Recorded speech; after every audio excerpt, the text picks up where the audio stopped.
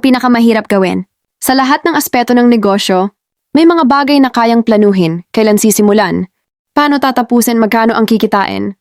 Pero may isang bagay na hindi laging sumusunod sa plano, ang paniningil. Hindi ito basta usapang pera. Ito'y usapang respeto, pagtitiwala at minsan dangal.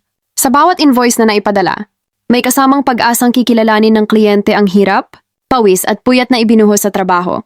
Pero hindi lahat ng bayad ay dumarating sa taktang oras. At hindi lahat ng kliyente ay may parehong pananaw sa salitang natapos.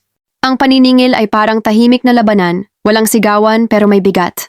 Isang laban na hindi gamit ang martilyo, welding machine o blueprint, kundi tiyaga, malasakit at minsan kapal ng muka. Nakakainis, kasi matapos mong ibigay ang lahat, ikaw pa ang kailangang magpaalala. Minsan, ikaw pa ang lalabas na parang nanlilimos. Nakakahiya, nakakadrain, pero kailangan. Kasi hindi lang negosyo ang nakataya, kundi sweldo ng mga tauhan, bayad sa supplier, at kabuhayan ng pamilya. Kaya maraming mahirap sa pagnenegosyo. Pero ang pinakamahirap gawin ay ang manghingi ng para sa pinaghirapan mo.